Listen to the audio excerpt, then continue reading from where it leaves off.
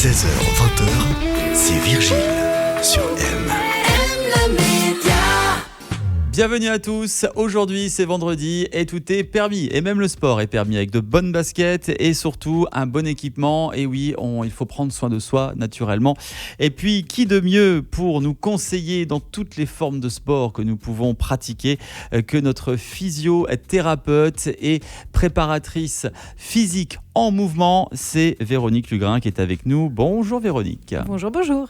Véronique, nous allons parler du sport un petit peu en général aujourd'hui. En ce qui concerne justement l'activité physique, est-ce qu'il est préférable de privilégier uniquement un type de sport où il faut systématiquement varier ? Ce qui serait génial, ce serait de varier. Parce qu'en fait, le corps, il a besoin de plusieurs choses. Il a besoin d'endurance, il a besoin de force et il a aussi besoin de s'amuser. Bon, si on fait le même sport pendant 20 ans, c'est pas non plus la catastrophe. C'est pas non plus la catastrophe, mais on va essayer de privilégier, d'avoir différents types d'activités. Tu peux être inscrit dans un club, je sais pas, par exemple du volleyball, c'est super. Et puis à côté, faire du conditionnement physique, du crossfit, d'aller faire du kitesurf ou d'aller grimper le week-end ou juste d'aller courir ou faire de la salsa, peu importe. Mais on aime bien quand même avoir plusieurs activités physiques. Bon, imaginons on tombe sur quelqu'un qui pendant 20 ans ne fait que des haltères, par exemple. Il va se retrouver avec des bras d'Hercule et puis des jambes en spaghetti. Alors, le culturisme a un petit peu évolué. Donc, si on va regarder dans les concours Oui. de culturisme, maintenant, ils se musclent de manière quand même plus spécifique. On va voir harmonieuse. L'haltérophilie. On va voir effectivement qu'ils vont faire des mouvements de squat pour développer leurs jambes, des deadlifts et des mouvements pour les bras.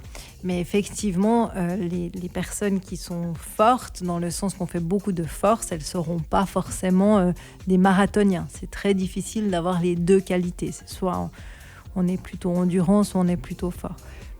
Mais fait est que ces personnes-là, si elles ont fait tout le temps les mêmes mouvements, elles ont plus de risques d'avoir de blessures ou de douleurs à certains endroits parce qu'en fait, elles auront surchargé certaines articulations. Et c'est pour ça qu'on aime bien privilégier différents mouvements pour varier un petit peu la charge et l'entraînement. En ce qui concerne la pratique du sport, est-ce que vous privilégiez plus la pratique du sport à l'extérieur ou alors dans une salle ? Ça, c'est un petit peu le débat actuel. Il y a des études qui montrent que le fait de bouger dehors, on a un meilleur impact sur la santé, tout simplement parce qu'en fait, on se déconnecte. On respire l'air frais, les petites, peut-être les balades ou les courses à pied dans la forêt. Le mental, exactement. Le mental va plus régénérer que si on va courir devant un écran dans une salle de fitness super lumineuse avec beaucoup de bruit. Il y a vraiment cette notion et maintenant de plus en plus, même l'Université de Lausanne, on fait une étude récente qui démontre que l'activité en plein air aurait de meilleurs bienfaits que l'activité en salle. Et c'est important de le dire, d'autant plus que vous êtes responsable d'une salle de sport. Absolument. Donc voilà, c'est encore une fois, on met la santé en priorité, le bien-être physique, et puis on remarque bien entendu que le sport en pleine nature, non seulement physiquement, ça apporte une plus-value, mais aussi mentalement. On se sent, comme vous dites, déconnecté. Donc là, on voyage un petit peu. Exactement. On sort du bureau, on sort d'une salle fermée pour se ressourcer un peu avec la nature. Être en plein air, et ça, c'est vraiment essentiel et ça a plein d'avantages aussi. Prendre le soleil, c'est bon pour la vitamine D.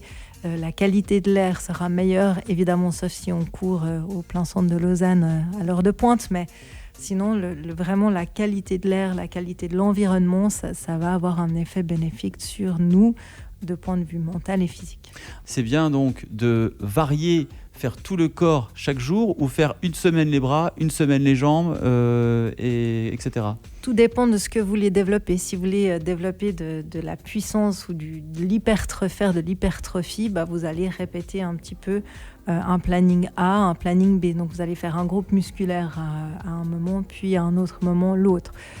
Si vous êtes dans un sport d'endurance, il va falloir un peu de volume. Donc du coup, il faudra faire plus de blocs où là, vous allez avaler des kills pour pouvoir performer. Donc toujours, ça dépend beaucoup de ce qu'on cherche à développer dans les qualités athlétiques. Et on a pas mal de qualités athlétiques.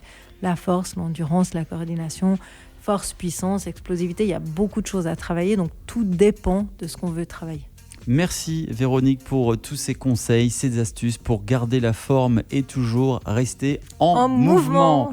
On vous retrouve la semaine prochaine, Véronique Lugrin, pour d'autres conseils dans le monde du sport. On vous souhaite une excellente fin de semaine.